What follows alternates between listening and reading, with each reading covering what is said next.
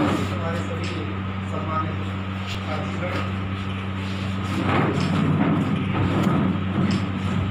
बड़ा अच्छा लगा कि आप लोग बहुत दिन से हमारे साथ रहे और अंतिम विदाई के समय पर आप लोग फिर यहाँ पर आए और आने के बाद आप लोगों ने अच्छे विचार दिए। हम जैसा कि सभी जानते हैं कि ये गवर्नमेंट जॉब में एक प्रोसेस है कि पता नहीं कब कहाँ क्या कहाँ पर जाना पड़ जाए। ऐसे ही ये ट्रांसफ़र का भी होता है। मेरे साथ तो ट्रांसफ़र में हर बार हुआ कि एक आदेश आता उसके साथ साथ दूसरा आदेश भी आ जाता।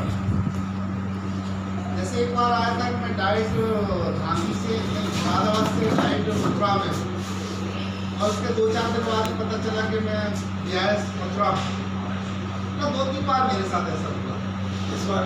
और ये अचानक ही होता है, और ये क्यों होता है कि हर किसी के साथ नहीं होता है। ये अंक ज्योतिष होती है, अंक ज्योतिष 1, 2, 3, 4, 5, 6 हर अंक कुछ न कुछ कहता है। और मेरा अंक चूँकि 4 का है, 4 का प्रत्याशित होता है। प्रत्याशित 22 अगस्त है, तो यानी 224 यानी मूलांक 4 बनता है। तो ये 4 अंक के साथ या तो यहाँ पर होगा, नीचे होगा, या आसमान पर होगा। हर डिजिट कुछ कुछ कहता है। 5 भी कुछ कहता है, 6 भी कुछ कहता है। 9 का अर्थ ये कहता है कि वो सेना में होगा या फिर बहादुरी का काम कर रहा होगा। एवरी डिजिट से समथिंग अगर हम लोग देखें तो मेरे साथ तो ऐसा होता है। लेकिन मैं ये जो हमारी भौतिक विदाई है, ये हम 3 तरीके से इसको हम एक्सप्लेन करते हैं। भौतिक विदाई 3 तरीके से कैसे होती है। एक तो अस्थायी होती है, एक नितांत अस्थायी होती है, एक अस्थायी होती है, एक स्थायी होती है।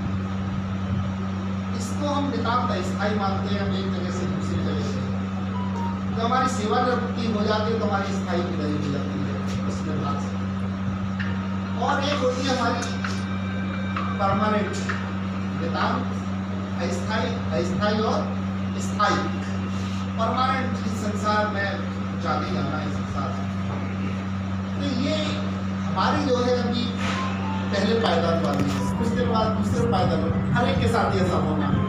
एक उदाहरण तो अध्यात्म में कहता है, अगर हम अध्यात्म में चले जाएं, इसलिए कहा गया गीता में भी, अगर आप लोग देखें, हमें इस चीज़ का पश्चाताप नहीं करना चाहिए।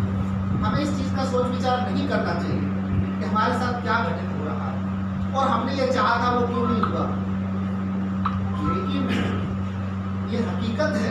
आप किसी भी ग्रंथ में प्राण में देख लीजिए, ऊपर वाला वही करता है जो आपके लिए अच्छा होता है। उसने जो व्यवस्था बनाई है वही सबसे अच्छी होती है। उस समय हो सकता है आपको खराब हो। हमें अपने उदाहरण दे, हमारा शुरू में कन्नौज, जब मेरा डिप्टी डायरेक्टर में प्रमोशन हुआ था तो मथुरा DIS से सीधे कन्नौज पहुंचे। इतना कस्टमर आगरा में खाली थी जगह और मुझे इतनी दूर जो फेंक दिया गया है, और ये दूर वाले यहाँ पे आ गए थे। देखिए ऊपर वाले ने क्या व्यवस्था बना रखी थी। अगर मेरा उस समय हो गया होता तो मेरा कार्यकाल पूरा हो गया होता तो मैं कहीं दूसरी जगह जा रहा हूँ। अब चूंकि मेरा कार्यकाल बाहर पूरा हो गया, वहाँ का मेरा कार्यकाल अधूरा है, तो वहाँ पर उन्होंने लास्ट स्टेज में हमारी व्यवस्था बना दी। ये कितनी बड़ी बात है। हर आदमी के साथ ऐसा होता है। उस समय ईश्वर की व्यवस्था में, उनकी योजना में आपको खोट नजर आ सकती है, आपको कुछ गलत नजर आ सकता है। लेकिन हकीकत क्या होती है, जब हम कुछ समय चल लेते हैं, हम कुछ दूरी चल लेते हैं, तब हमें पता लगता है कि नहीं इसमें कितनी सच्चाई है, कितना हमारे लिए उन्होंने अच्छी व्यवस्था सोची।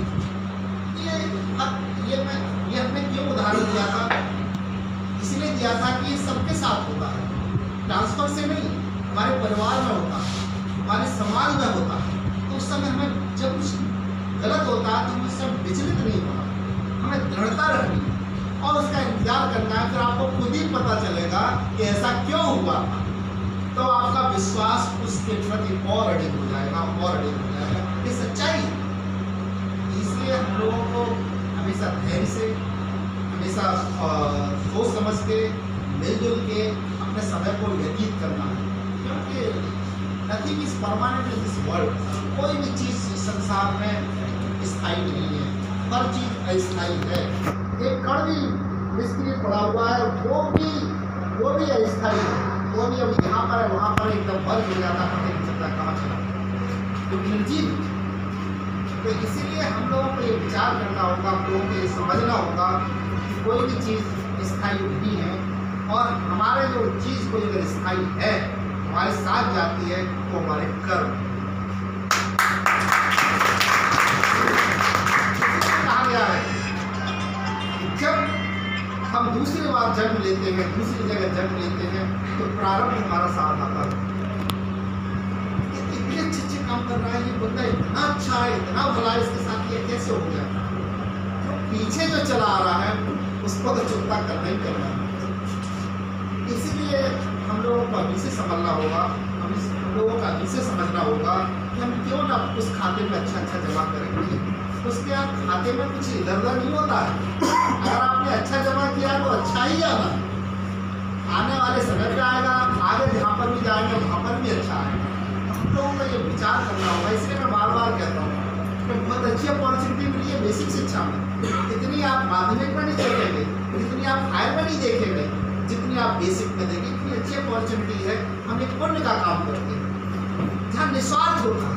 बच्चा अबोध दिखाई देता है आपके सामने, इतना अबोध दिखाई दे रहा है, इतना निस्वार्थ है, और उसके लिए अगर हम कुछ देते हैं, और देखिए सब चीज़ का पूजा पाठ का एक ही निचोड़ा, एक ही जड़ है कि किसी की आत्मा को खुश कर देगा।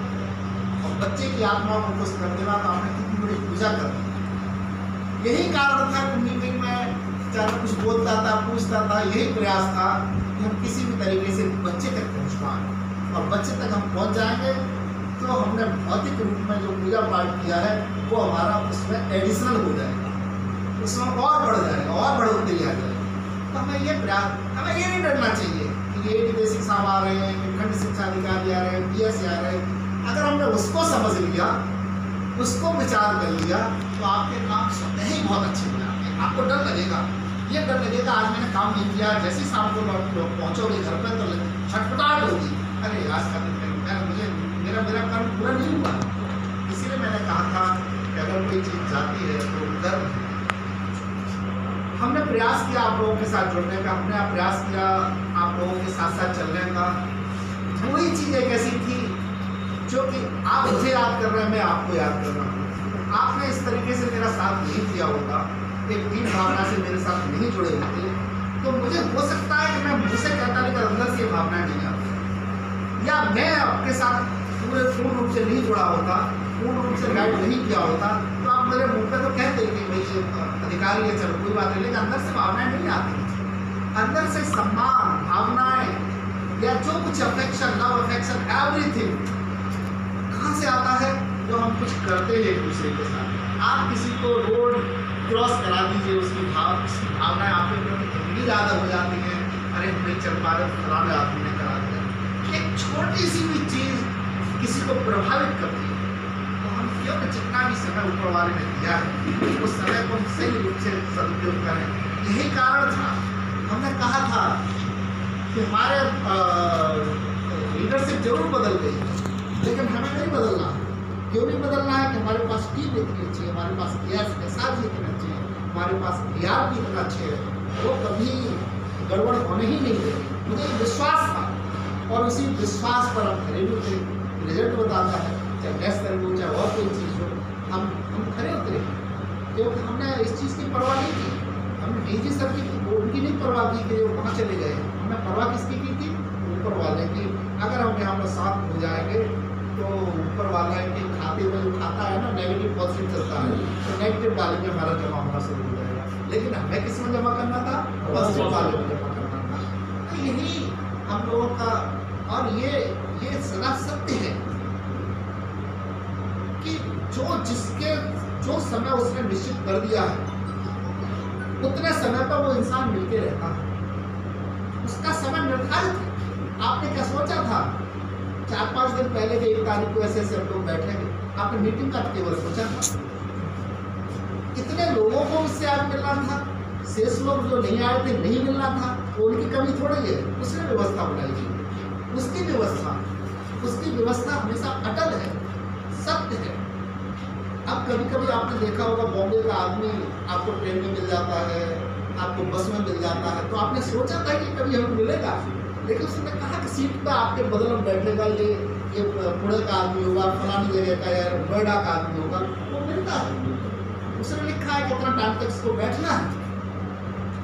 ऐसे ये जो हमारा ये परिवार है, ये लोग क्यों इकट्ठे हैं, उसने व्यवस्था बनाई है। ये जो आत्माएं पहले भी मिली थी, आज भी मिली है, आगे भी मिलेंगी, इसे कोई रोक नहीं।